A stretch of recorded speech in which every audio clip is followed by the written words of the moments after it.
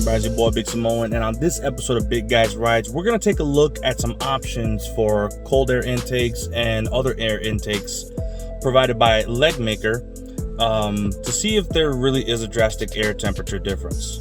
Well, you guys saw that I installed a Legmaker. That one's called the Hammer. It's a short ram air intake, but the problem is there's no type of heat shield or nothing to mitigate the temperature of the air that is pulling in. So at the moment, I'm going to show you what I'm running idling when it's fully warmed up as far as temperatures are concerned.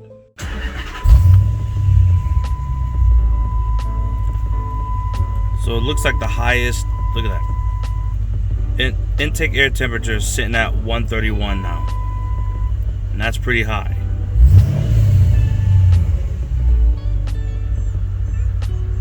Okay, so here's my old box of stuff, and I'm gonna put in the original Air Box lower to get a baseline to see what the temperature is, and then we're gonna go with the Hellcat lower to see if that changes the air temperature.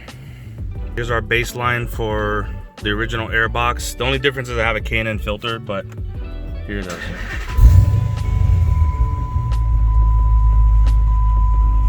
So 131. Wow, jumped down to 99. 97. Not bad. That made a huge difference. Mind you, the car's fully warmed up and it's just sitting on the driveway idling. So here you go. It's fully warmed up. That's with a 180 degree thermostat. And right now it's pulling 95.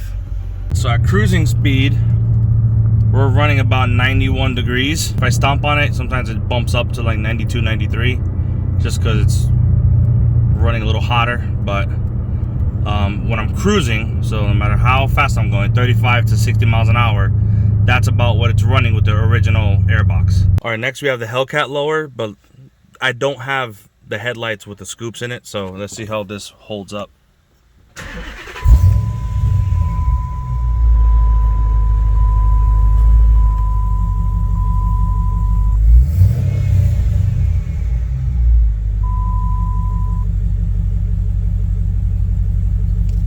It's actually running hotter at idle.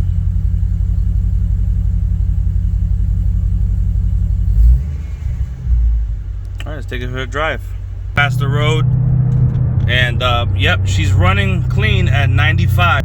So it's running between 95 and 97. Before it was running 99 to 100, 101. Next up, we have the Legmaker True Cold Air Intake. Here's the downside though. I bought this used, and it turns out this belongs on a 6.4, so the throttle body is actually angled. I got this temporary little thing from Home Depot. I know I'm kind of ghetto like that, but I ordered the right one online, just waiting for it to get here. It's a 45 degree adapter to see if I could get this bad boy to fit in the position of the throttle body on the 6.4. Then everything else will just, follow suit.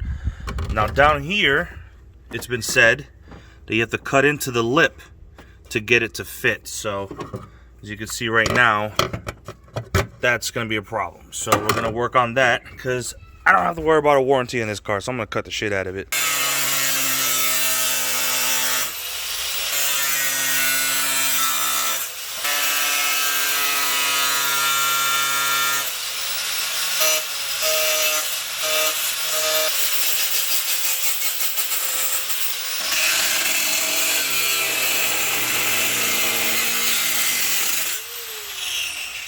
All right, so a couple of sharp edges I gotta clean up, but for the most part, it clears the opening,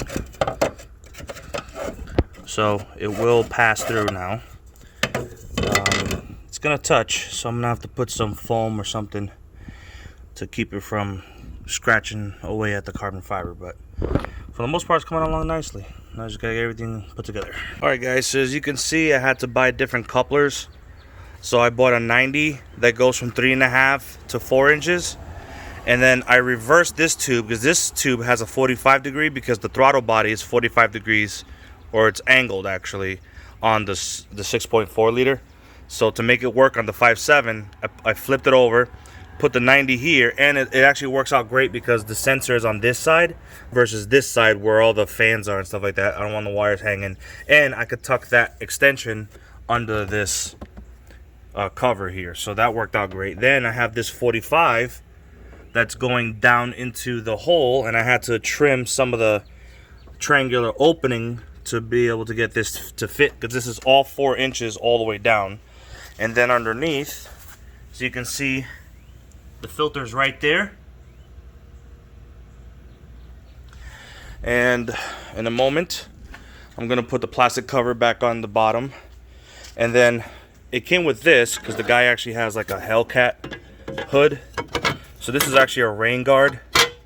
If you have a Hellcat with the big hood scoops, this protects the filter from getting water on it. If you have like the short ram intake, but anyway, I figured it looks kind of cool, kind of covers up all that metal that I had to cut away. So I'm gonna go ahead and just add this on, and we're good to go. Looks relatively clean, and I'm not too concerned about that hump there because there's plenty of room right in here. So when I close it, it doesn't really move or push down the filter past the lip. So that's what you don't want to see, is if you look directly at your bumper, you don't want to see that cone sticking out. So if the cone's sticking out, you did it wrong, because you have to be able to put that plastic shield back under it, because if not, you're going to get a lot of water when it rains on your filter, and you don't want that. So luckily on the Challenger, everything worked good from under the car. I didn't have to, you know, take off anything on the wheel well or nothing like that. But so far so good. Looks really dope, and I like the red couplers because it'll look really nice when I buy the other red accessories for my engine bay, and it'll go with the black and red Gotham City theme. So there you have it, guys. Now it's time to test it out and see if it actually really cools down like it says it does. Guys, we got it down to 97 degrees with the true cold air intake from Legmaker. There you have it, 97 degrees. It's highway speed. Now, unfortunately, when you come to a stop, it's still gonna get up to almost 120, 130 degrees. Right now, it's 88 degrees outside. It's 97, it's running at 97 at 50 miles an hour, or close to 50. Speed limit over here is 45, but there you go.